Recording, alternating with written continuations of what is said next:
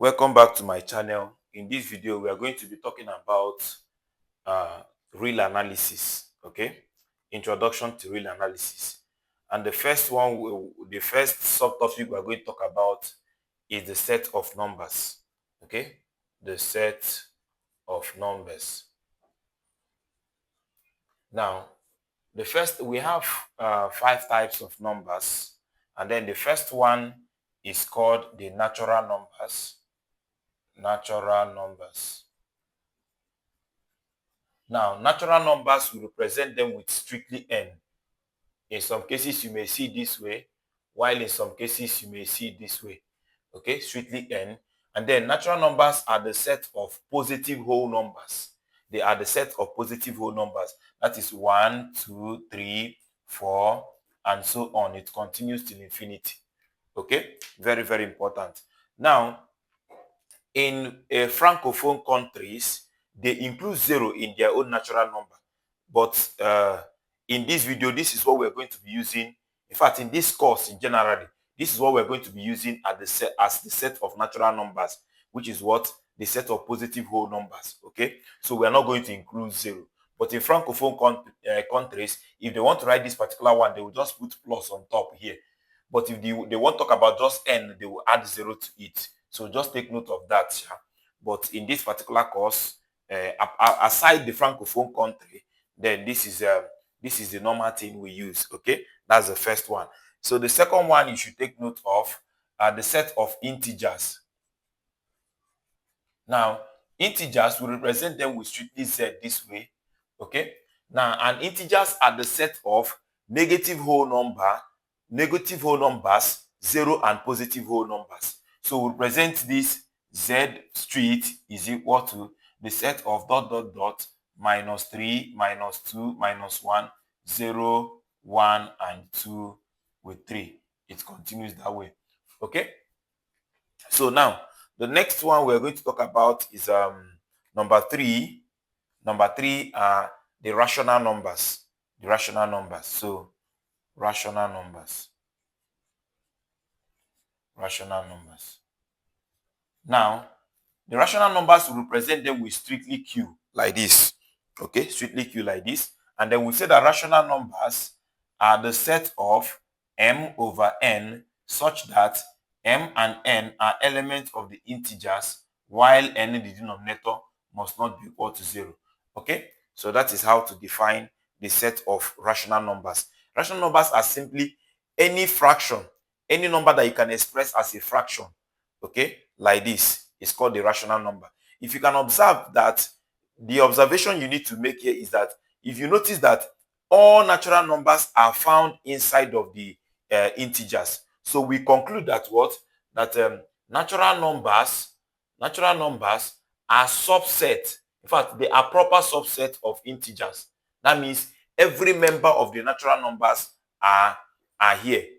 But you know that not all members of the integers are in the natural numbers. Okay, so the same thing is applicable here. You see that in fact, another short word for integers are simply whole numbers. Why natural numbers are just positive side of it, positive whole numbers. So another way we can represent natural number is saying integers that are positive. Okay, so positive integers are the same thing.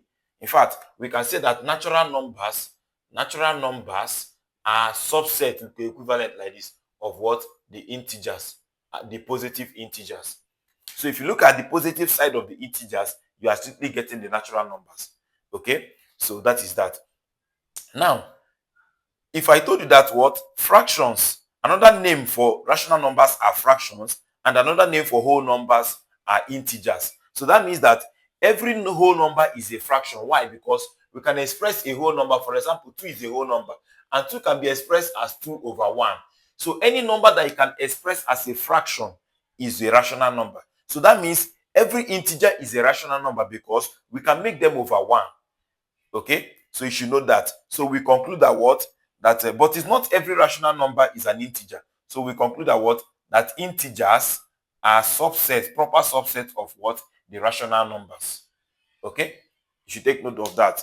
Now, another one you should take note of are the irrational numbers, we represent them with what? Q complement. Irrational numbers are just simply all the sorts pi, and then exponential. These are irrational numbers. Example of sorts are root 2, root 3, root 7, root 5, and so on. So all the sorts are irrational numbers. Pi, we approximate pi as 22/7, but 22/7 is not the real value of pi. It was just an approximation. So the real value of pi is an irrational number. Then exponential, which is the base of natural log, is what? Is equally an irrational number. Okay? So another thing you should take note of is the number 4. The number 4 are the real numbers. The real numbers. Now, the real numbers are the set of numbers found on a number line. Okay? And we represent them with strictly R, like this, strictly R. And we say that it is a set of, you have your number line 0, 1, 2, 3, 4, and it continues that way. This is -1. This is -2, -3, -4, and it continues that way. So someone will say, what is now the difference between this and this? The difference between this and this is that immediately after 0, you are seeing 1. Immediately after -1, you are seeing 0. So there is no number between both of them. I know that after 1, I know that is 2. After 2, I know that is 3. So whole numbers. But here, between 1 and 2, between any two numbers on the number line, are infinite numbers. In fact, they are uncountable numbers. They are infinite. They are too much. Okay? They are infinite numbers between any of the two numbers on the number line. So that is the difference between this one and this one. So another thing you should take note of is that if you combine the real number, if you combine the rational numbers and the irrational numbers, you are getting the real numbers. So another thing you should take note of is that real numbers is the same thing as what? The union of the rational and the irrational numbers. Okay? The union of the rational and the irrational numbers. So if you unite the rational and the irrational numbers, you are getting the whole numbers. But you should take note again that rational numbers does not have anything in common with irrational number. So their intersection is an empty set. So the intersection of rational and irrational, they don't have any. If you check, it is obvious. These ones are what? Fractions. Why these ones are, in fact, irrational numbers are numbers. In fact, they are decimal that you cannot express as a fraction. Any decimal that you cannot express as a fraction is an irrational number. So they don't have anything in common at all. Very, very important to note. Okay? So now, having known this one, so don't forget that since it is now obvious that these two are found inside of this, so we say that what? The rational numbers are subset of what? The real numbers. And then the irrational numbers are equally a subset of the real numbers, because it is obvious from what I said, if you combine the two of them, that you are getting this. So they are found inside of this. So subset means found inside of this, inside of the other one. Okay? So now, I hope you know that another way of saying subset is to say superset. I can say that real number, the big one, is a superset of what? The rational number, the small one. So if you want to mention the big one first, you use your right hand curve, which is superset. If you want to start with the small one, you use your left hand curve, which is subset. Okay? So very important. So the next one we're going to look at is intervals. Let's look at intervals.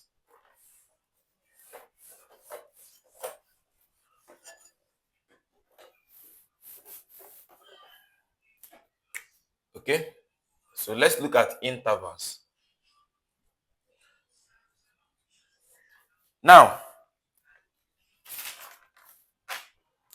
okay, you write for me that let's represent intervals with I. I is a subset of R.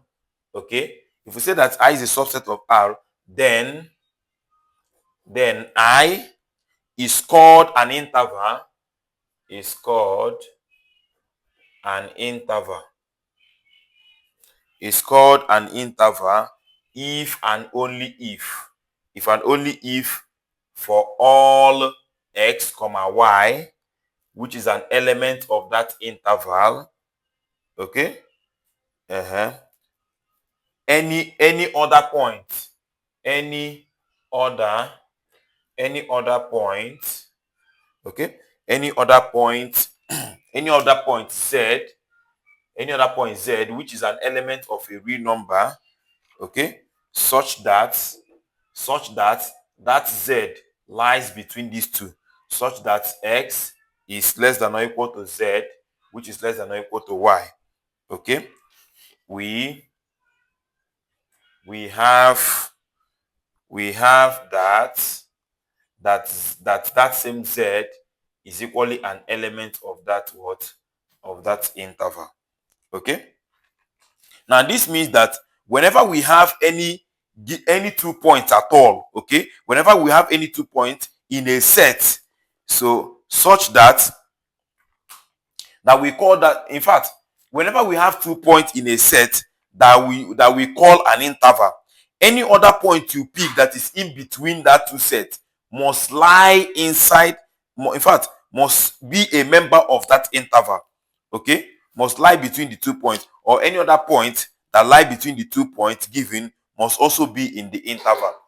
Okay, so choose any 2 points and you call those 2 points interval.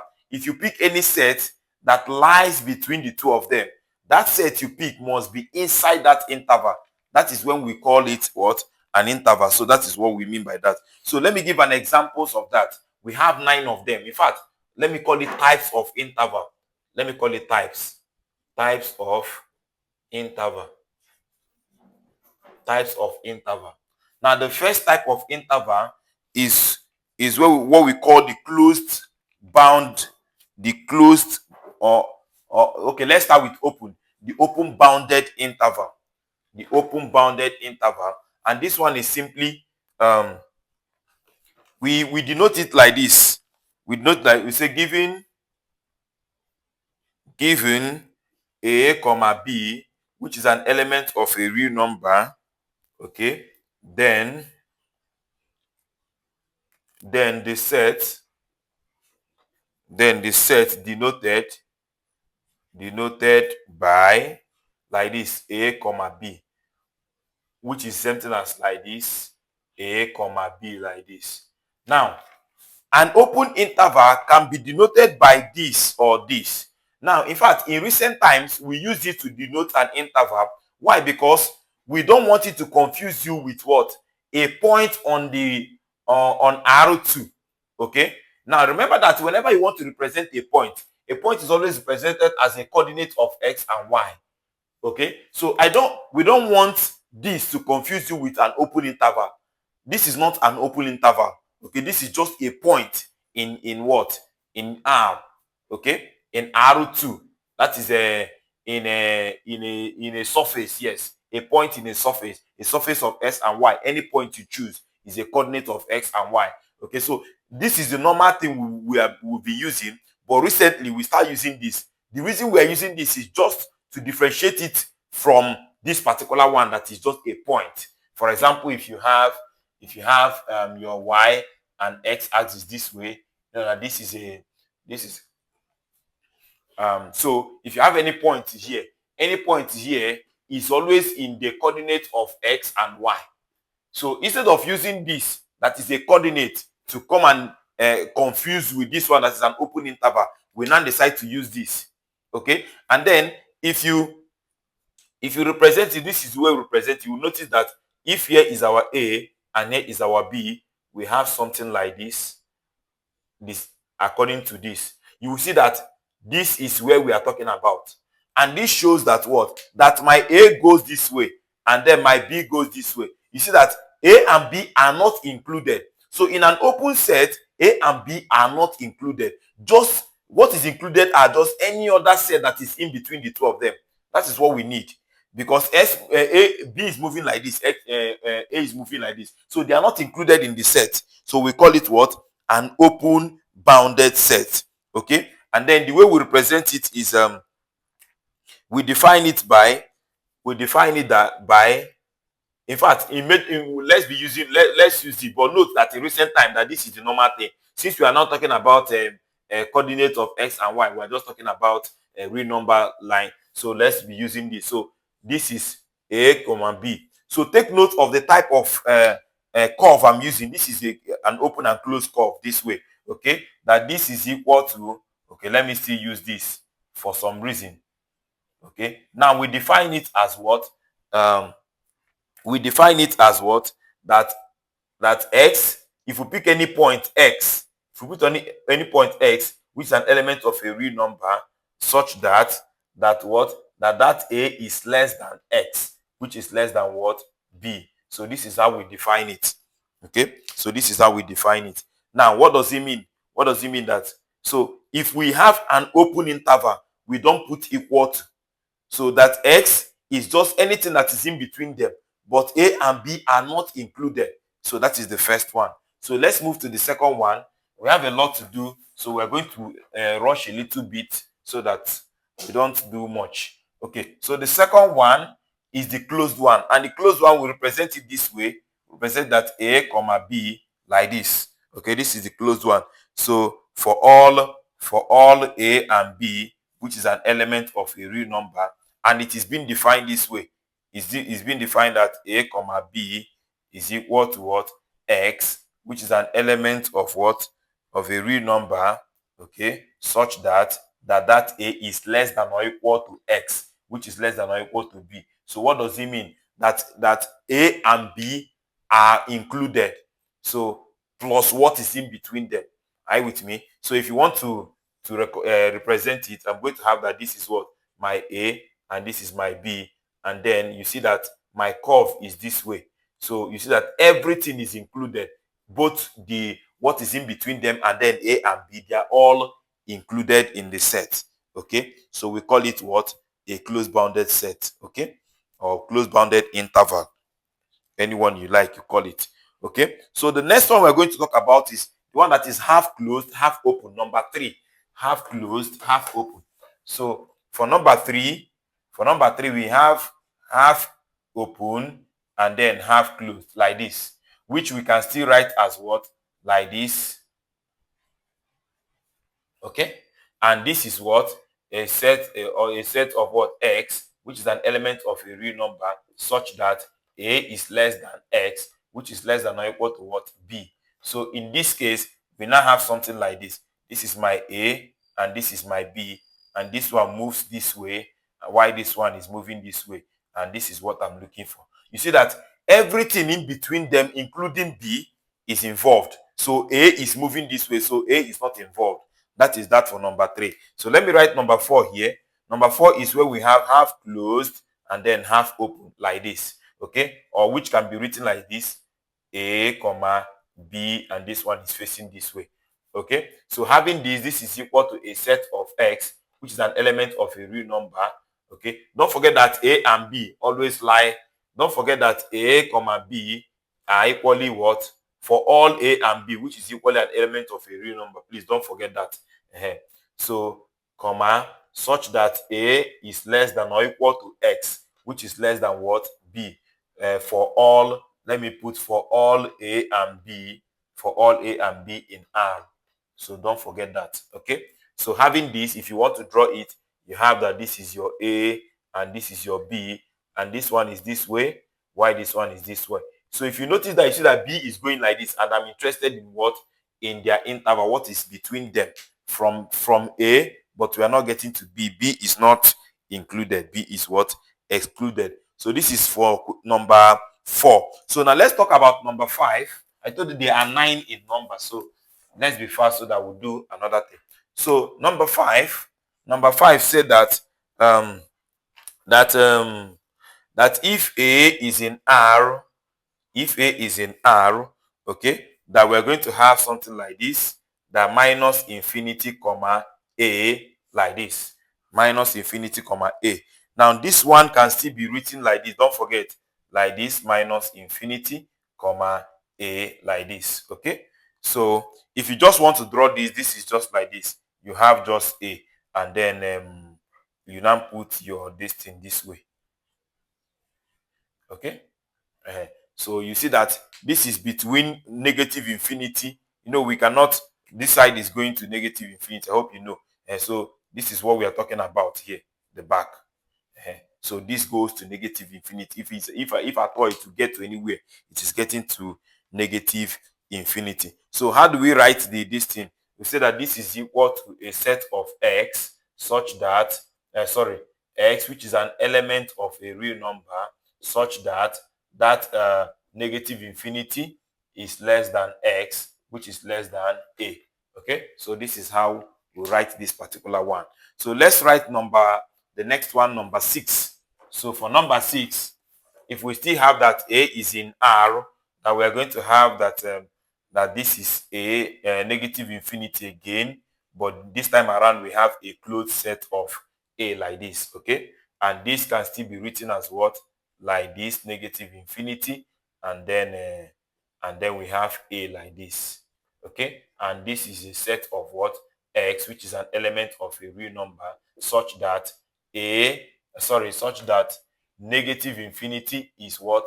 Less than a, which is less than, is less than x, which is less than or equal to a. So this is how this one is. So if you draw it, the same thing. If here is my a, I'm going to have my curve to be like this, and this side is moving to negative infinity, and you see that a is included in this case.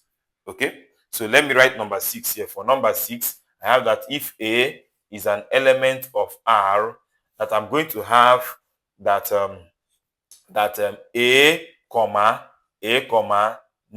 positive infinity, positive infinity, and this one could be written out like this: a positive infinity, like this.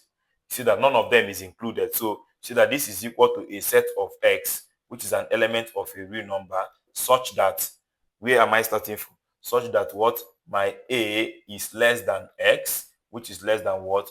Positive infinity. So if you do this, you are going to have, if I draw it again, this is my my a. So if this is my a and this is this way, so I'm talking about the back moving to positive infinity.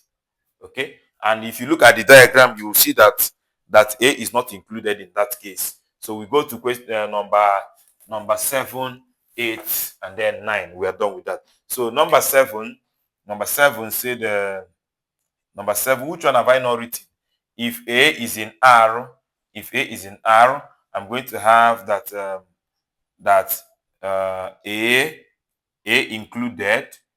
included, comma, positive infinity, not included. Okay, so this is still the same thing as what? A included, positive infinity not included, because nobody can get to infinity for now. So we have that this is equal to a set of x, which is an element of a real number, such that my what? My a is what? Is less than or equal to x, which is less than positive infinity. So which other one have I not written? So check out the one I've not written. Okay, so number 8, I think I'm missing one. Okay,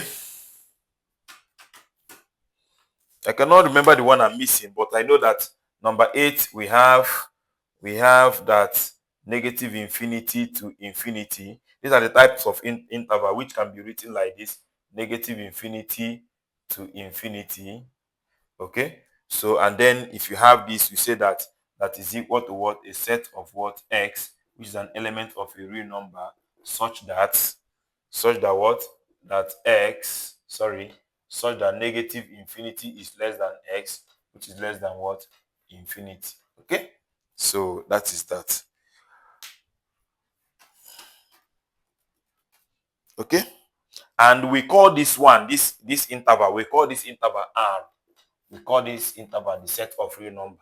So note that the interval of negative infinity to infinity is what we call the set of real numbers. And obviously, that is how it is.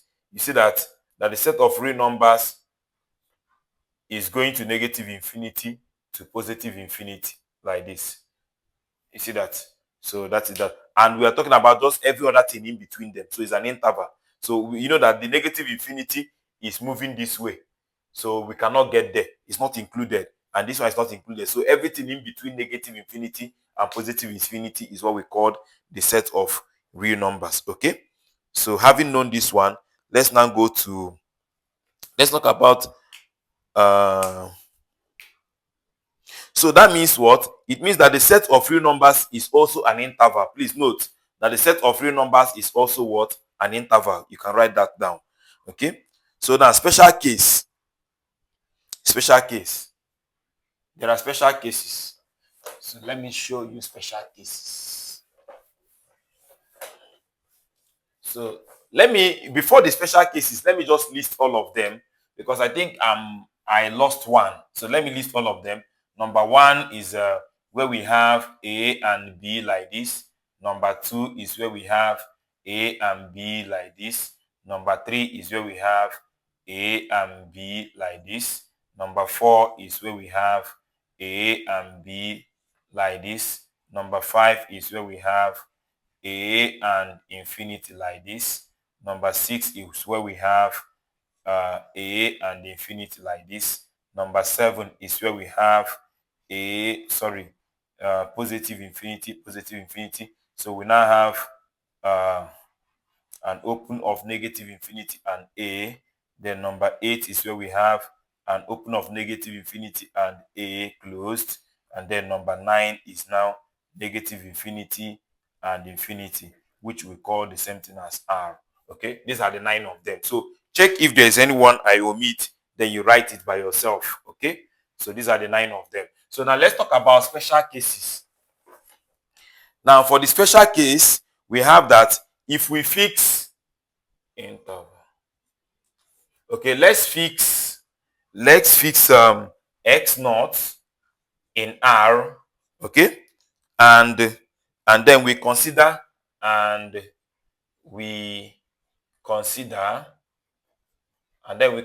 just a singleton set.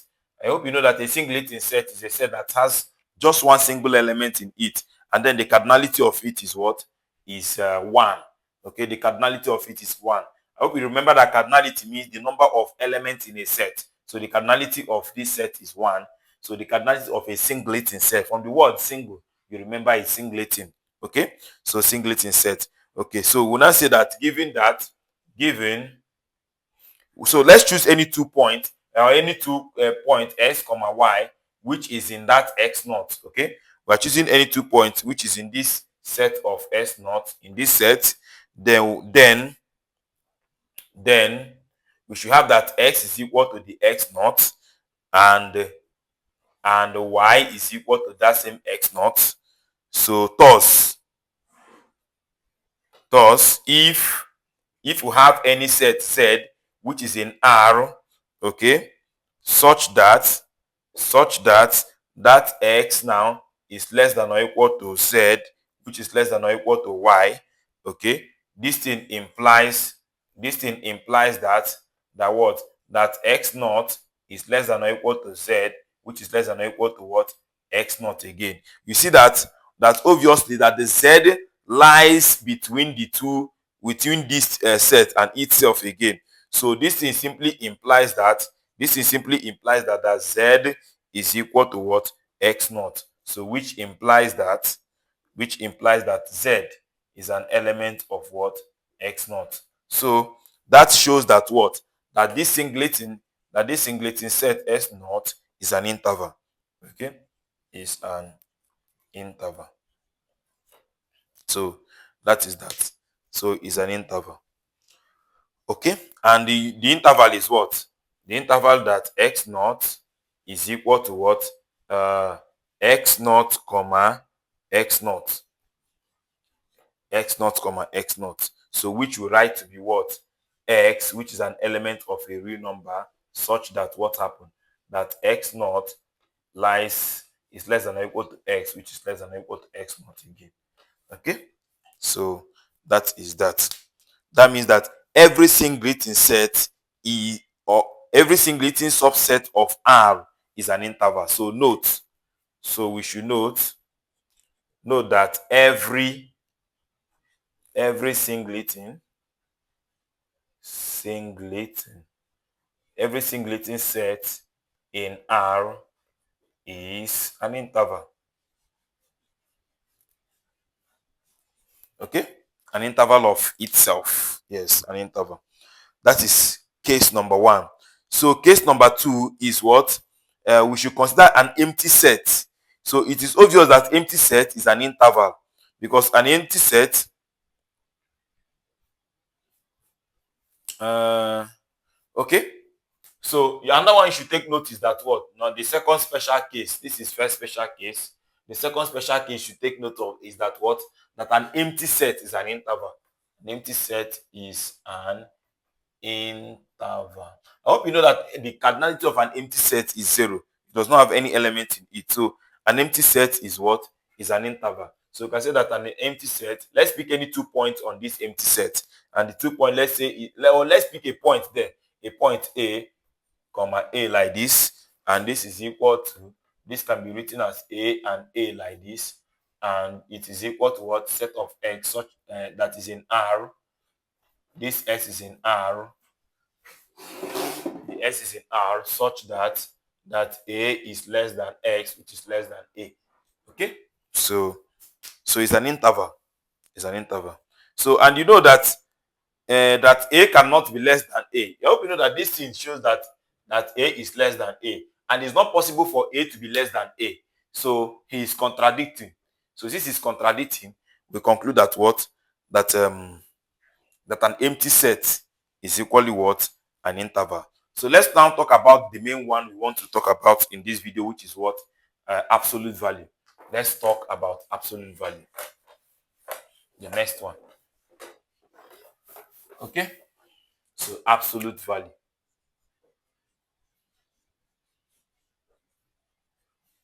Absolute value. Okay. Or let's say absolute value function. Is a function. Absolute value function. All right. We denote absolute value function as just a straight line like this with a dot. This dot could be anything.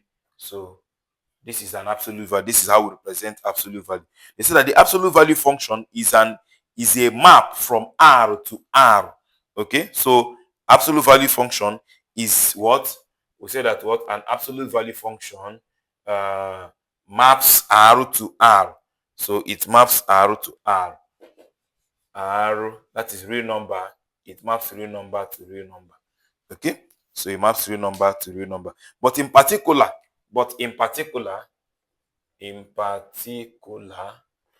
the absolute value function maps real number to an interval. An interval it maps is what? An interval from 0 to positive infinity. Okay? From 0 to positive infinity. Now, why do we say so? Now, absolute value is always positive. That is why, or 0. Okay, absolute value can be positive or 0. So that's why we say that absolute value function maps R to R. You know that this is a set of R.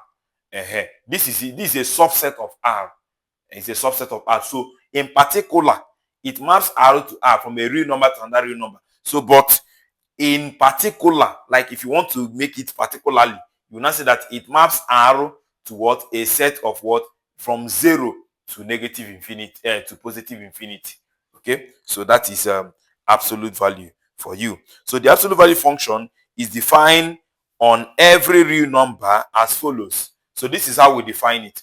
We define that the absolute value of x, that is given, let me say, given that x is found in R, x is an element of R. Let us define absolute value. The absolute value of x is going to be x positive if x is positive. Okay? Remember, in definition, if we put if here, it means if and only if.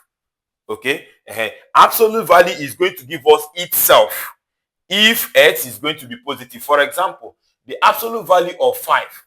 If you notice, 5 is a positive number. So the answer must be that same 5 itself. Is going to give us itself if that number or that thing is positive. But it's going to give us 0 if x is 0. So the only reason absolute value is going to give us 0 is if x is 0. So it means that the absolute value of 0 can never be any other thing except 0. That's the definition. So the next one is going to give us negative of itself if that number is negative. I hope you know that greater than 0 means positive, less than 0 means negative. So what do we mean by that? Look at that.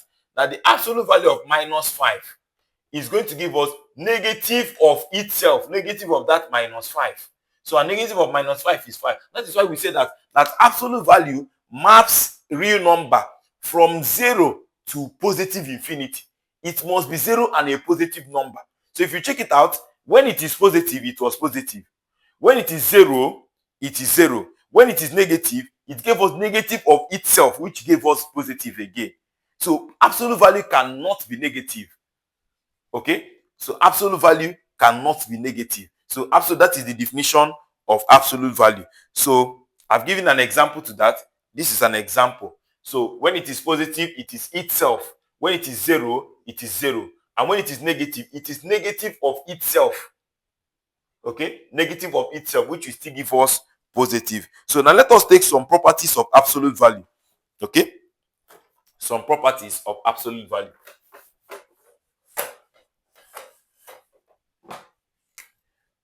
Some properties of absolute value. Okay? So, some properties of absolute value. Let's take a proposition 1. Proposition 1. And then the proposition 1 said that for all x, which is an element of a real number, okay, the following holds. The following holds. Okay? And the first one says that what? That x is less than or equal to the absolute value of x. So that's the first one. That x is less than the absolute value of x. Okay? Let us prove this. Each one we write, we try to prove it. Okay? Let us prove if it is true. Now, proof. By definition, you know that, okay, now I gave you a definition. I say that the absolute value of x is equal to 3 things. Is equal to x if what? If x is positive, and it is 0 if x is what? Is 0, and then it is negative x if x is negative. Okay?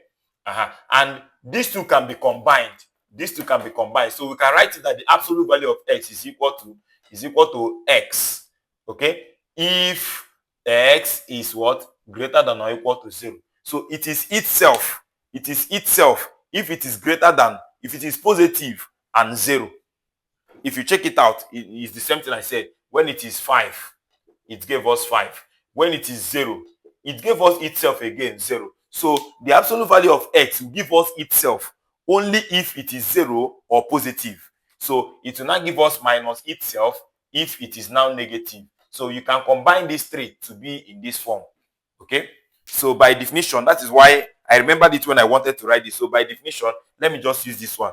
By definition, that the absolute value of x is equal to, it must give us itself if it is positive or 0. But it's going to give us minus x if it is now negative. Okay?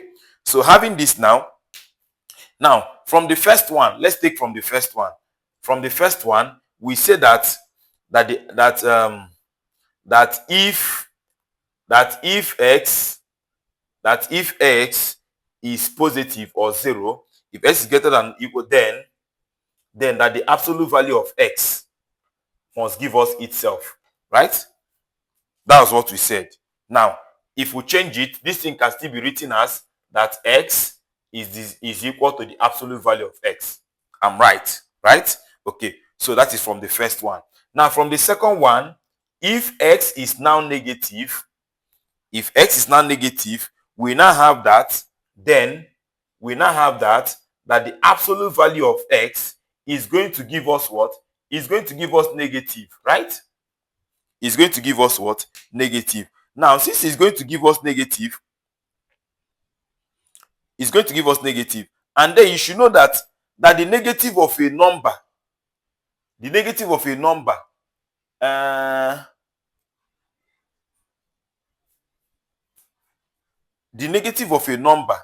is greater than that number. Do you know? The negative of a number is greater than that same number if that number is what? Is negative. Remember, we said that this number is negative. Okay? And then from the definition, that the number is negative, then its absolute value is giving us negative. And you should know that the negative of a number is always greater than that number if that number is negative. Let me tell you what I mean. Choose a negative number, -5. Do you know that -5 is greater than, okay, do I say -5 is greater than, okay, or let's choose any number. Let's choose any number of -5. Okay, the negative of that -5 we chose must be greater than that -5. That's what I'm trying to explain. So this and this will now give you that 5 is greater than what? -5. So the negative of a number is always greater than that number only if, in fact, the reason I wrote this, look at the reason. The reason is that the negative of a number is always greater than that number if that number is negative. Very important. So the negative of a number is always negative if, is always greater than that number if that number is negative. Like I gave you an example, -5, we chose -5. So the negative of -5 must always be greater than that -5. So this thing holds only if this. So if we have this now, if we have this, combining these two things, we have this one and we have this one. Combining it will give us this one. So let me rewrite it so that you understand what I'm writing. Okay, so we've gotten to this point, right? We've gotten to this point. So now this means that okay, this means that x, look at this now. So let's also write this. So which means that x is what? Is less than -x, right? Because this arrow is pointing at x. So if -x is greater than x, that means that x is less than this. So, and then we have gotten that this thing is something as absolute value of this, right? So this means that x is less than the absolute value of x, because the absolute value of x is equal to -x if this. So combine this one and this one, you will now see that x is less than or equal to the absolute value of x, and it is proved. Hope you understood the proof. I hope you understood the proof. I can write it again for you. Let me explain it again, because so it may confuse some people. Let me explain it again. Now, we want to prove that x is less than its absolute value, less than or equal to its absolute value. So from definition, let's take the first step of definition. The first step of definition says that the absolute value of x will give us x. That is if x is what? Is greater than or equal to 0, right? So we can write this to be what? That x is equal to what? The absolute value of x. This one is easy to understand. Now the second one, you should know that what? You should know that the negative of any number, must be greater than what? In fact, the negative of any number must be greater than that number. You understand? If that number is what? Is negative. So the negative of any number must be greater than that number if that number is negative. So write this to show that what? X is now less than -x, right? And you should not know that by this definition, that when x is negative, that the absolute value of x is the same thing as negative of x. So that means anywhere I see negative of x, I can replace it with the absolute value of x. So I'm now having that x is less than the absolute value of x. So if you now combine this one, we have gotten that x is equal to its absolute value and x is less than its absolute value. If you combine the two of them, you will now see that x is less than or equal to its absolute value. You understand? So this one is easier to understand than the other one I did. So let's go to the second one. The second proposition, number II. Or let me call it. Okay, this is proposition 1. Under proposition 1, so the second one, II, under proposition 1. So under proposition 1, II. Hey, I hope you are getting it, please. So the next one say that what? II say that minus the absolute value of x, okay, is less than or equal to minus x. Okay, this one is easy to prove. From the previous one that we have, that x is less than or equal to what? Its absolute value. From the previous one we wrote. So if you multiply by negative, you are going to have that the negative of x is now greater than or equal to the negative of its absolute value, right? Because whenever you multiply by negative, the sign will change. If it is less than, it will now be greater than. So if I decide to write this one first, minus the absolute value of x, the arrow is pointing at him, so the arrow should be pointing at him, then minus x, which is exactly this. So the absolute negative, the absolute value of x is less than its negative. As simple as that. This one is easy. So we go to I. So we go to I. So for I gave us that that the negative of x is less than or equal to its absolute value. Okay? That the negative of x is less than its absolute value. Now, the same thing occurs here. The same thing occurs here by definition. So we're going to use definition. So to prove, by definition,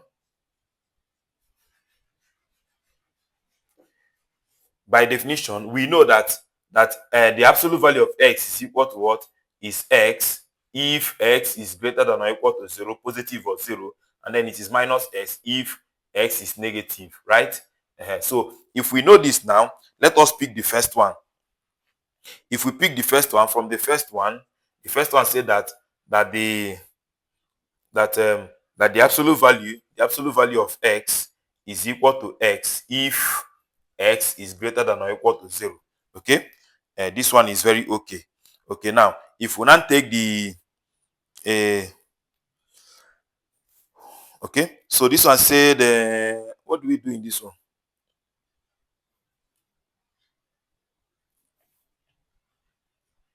To prove this one, to prove this. Okay.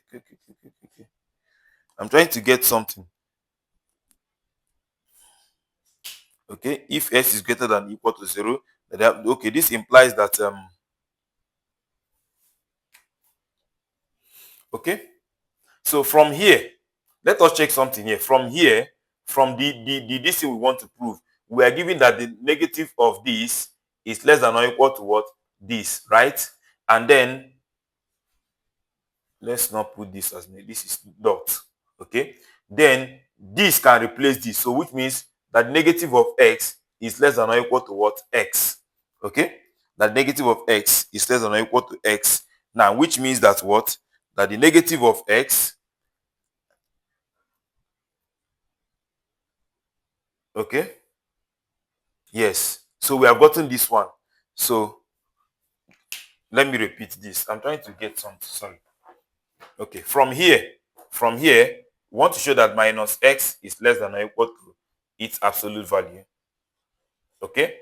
So, but by definition, we know that the absolute value of x is something as f if it is positive. So if x is now positive or 0, then we now say that minus x is less than or equal to x. Okay. That's from the first one. Now, from the second one, if x is now negative, we have gotten that the absolute value of x is equal to what? Minus x, right? Which shows that minus x is equal to its absolute value, right? So now, if we now combine this one and this one, look at that. That minus x, okay? That minus x is less than or equal to its absolute value, and then minus x again is equal to its absolute value. So what do we do? If we combine that, I think we are getting it now.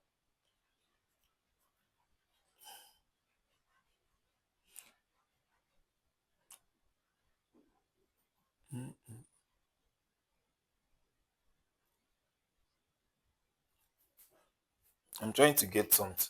Let's take it again. Sorry.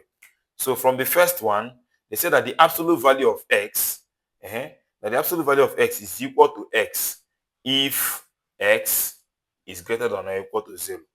Okay, so therefore that the absolute value of x, therefore x is equal to its absolute value. Therefore x is equal to its absolute value. Okay, but we know that from here that minus x is less than or equal to x. So having this, we are going to see that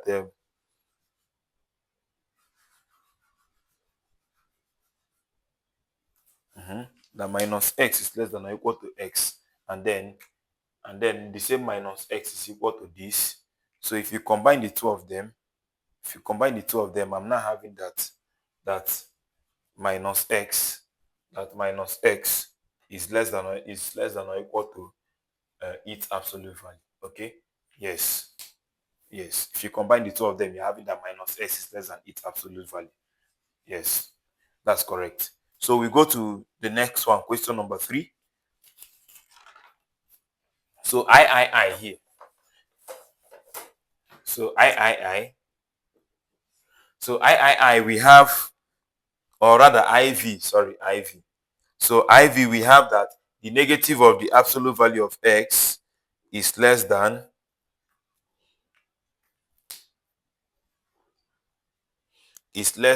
x. So this one is easy. So from the other one, we know that negative of x is less than, okay, there is equal to, is less than or equal to the absolute value of x. So if you multiply by the negative, I'm going to have that x here is greater than or equal to the negative of absolute value of x. So if you rewrite it, you're going to have that negative of absolute value of x is less than or equal to x itself. So this one is gotten from the other one. Okay, this one is easy.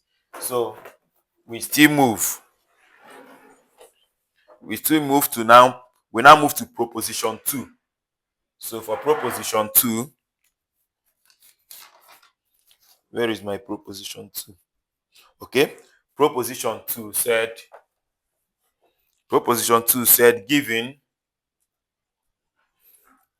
given m, which is positive or 0, and x belongs to R, then the following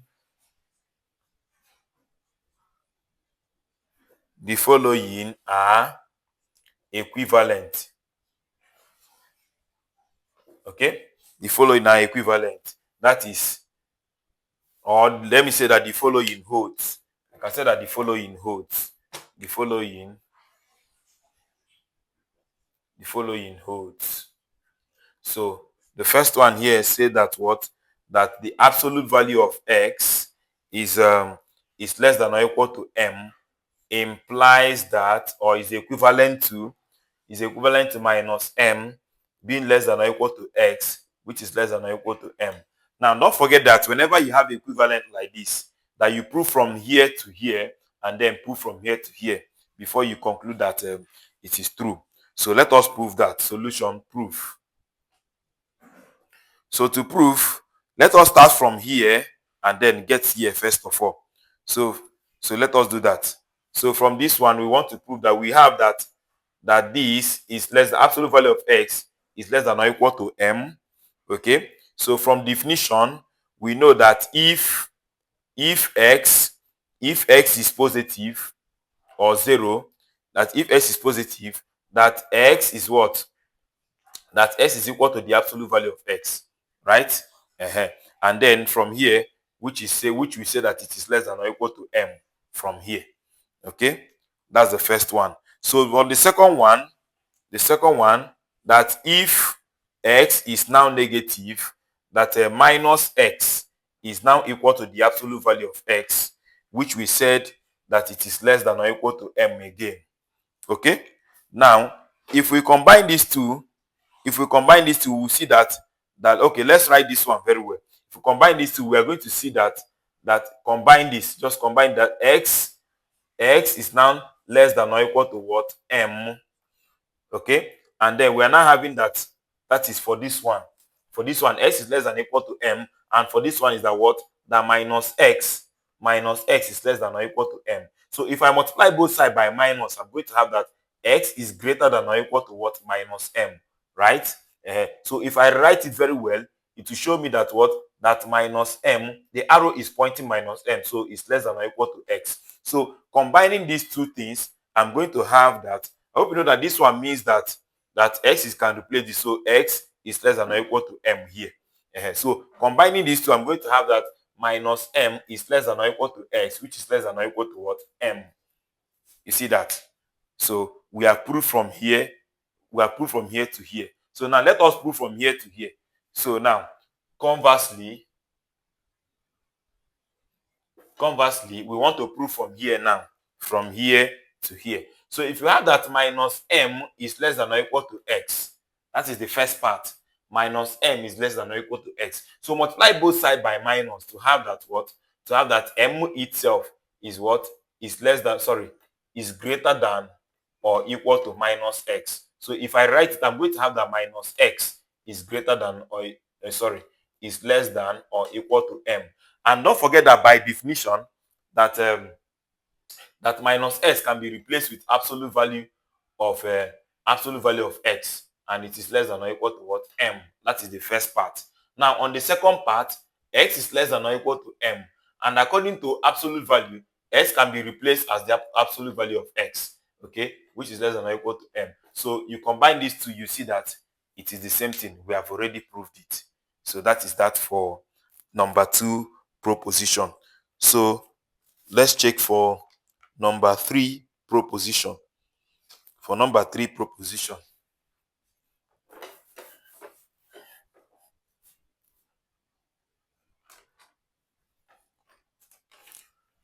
For number 3, this one is easy.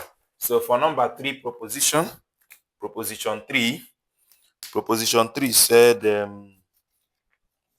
okay, given x and y, which is an element of R, okay, then the following holds. The first one here said that the absolute value of x is greater than or equal to 0. Okay? That the absolute value of x is greater than or equal to 0. Okay? Then the second one said that what? That the absolute value of x is equal to 0 if x is 0. Then the third one said that what?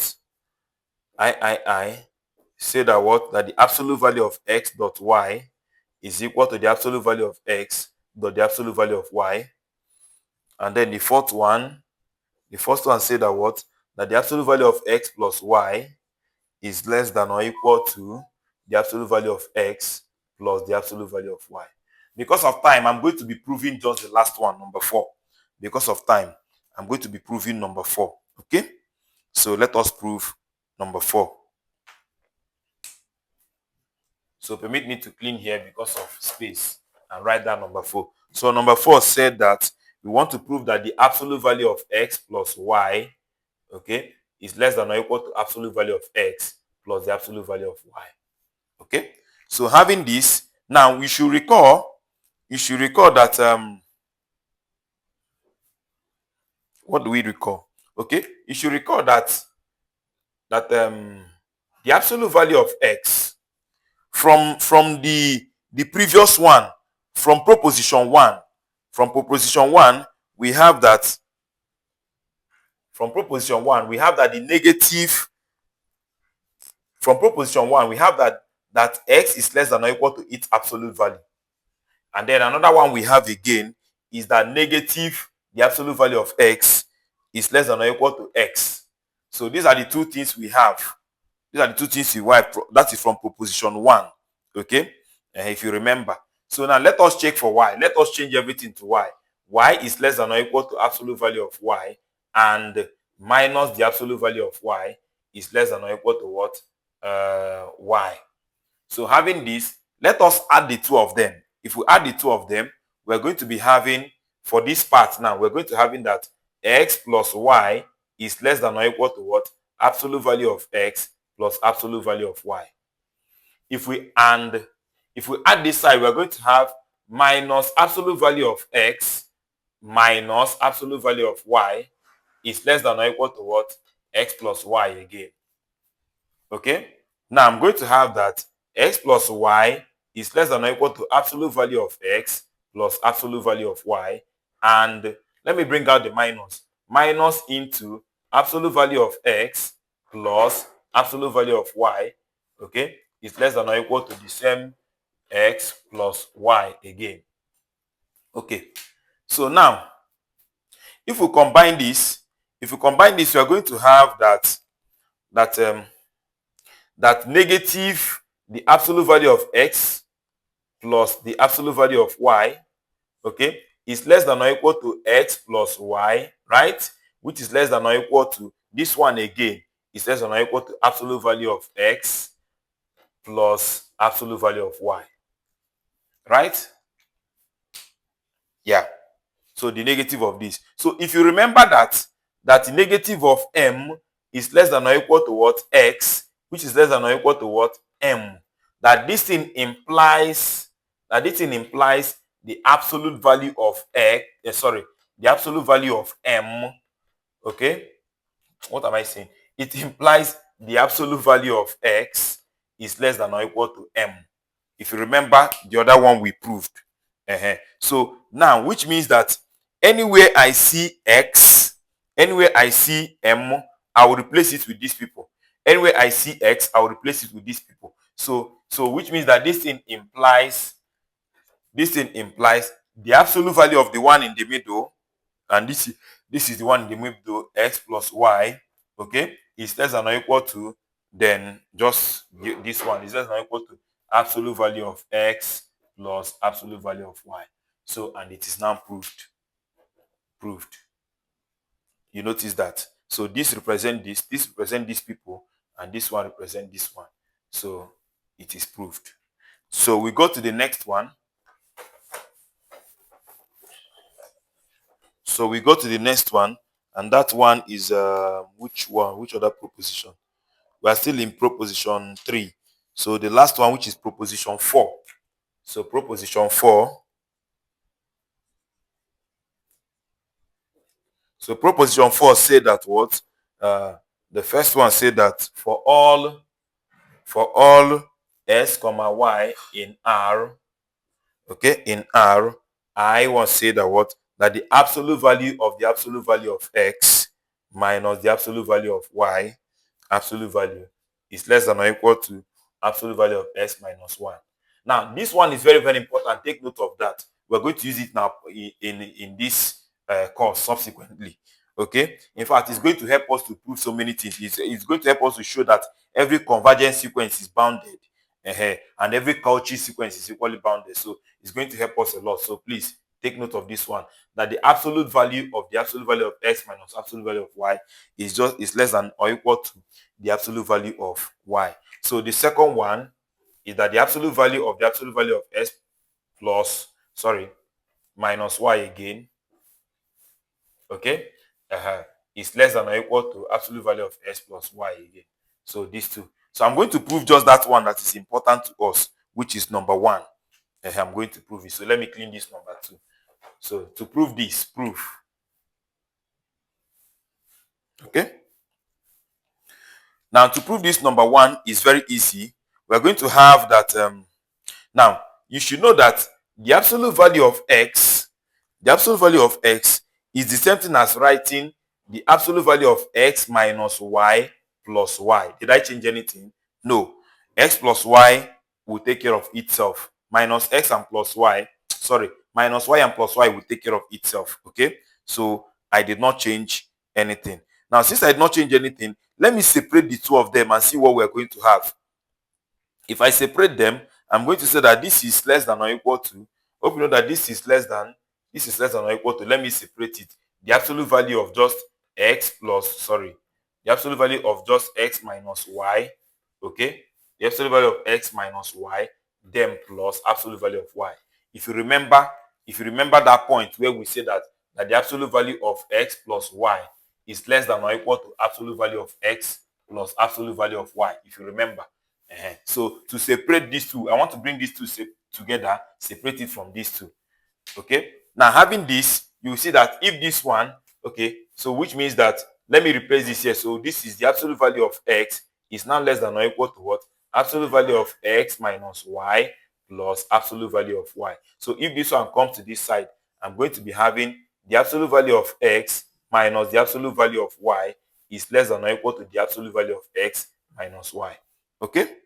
So we have this. So let me call this one equation 1. Equation 1. Now, let's do equation 2. Equation 2, we have the absolute value of y to be the same thing as saying the absolute value of y minus x plus x. Okay? And I hope you know that this thing is less than or equal to, let me separate it again.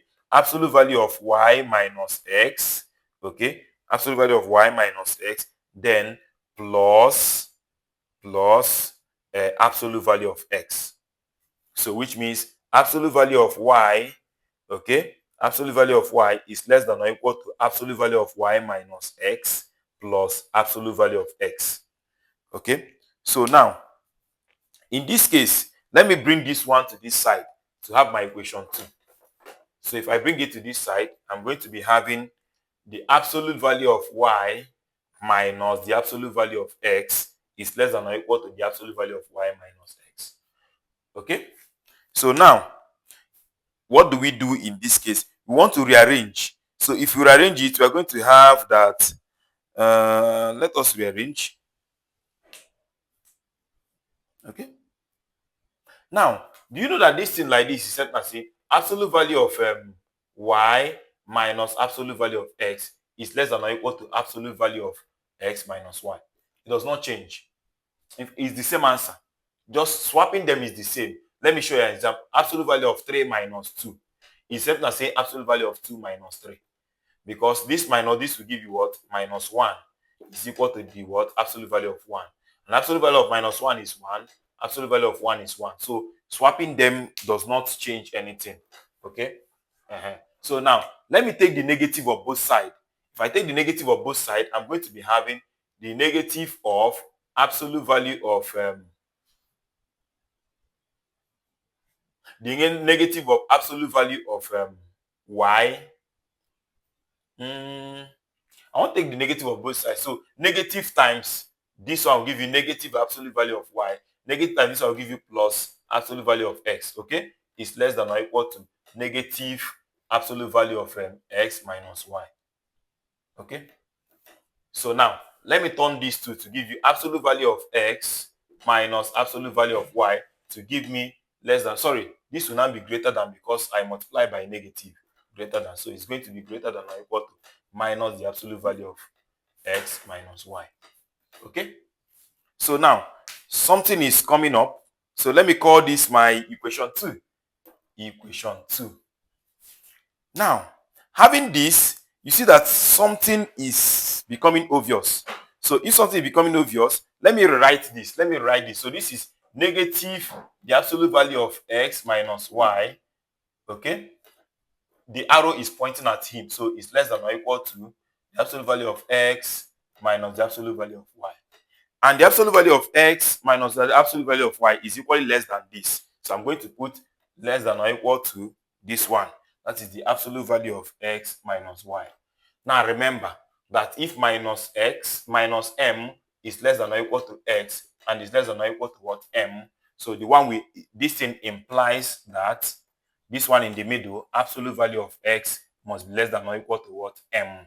So do the same thing. So this one in the middle, so this means that thing implies that the absolute value of the absolute value of x minus the absolute value of y, absolute value, is less than or equal to the absolute value of x minus y. So it is proved. So thank you very much for watching.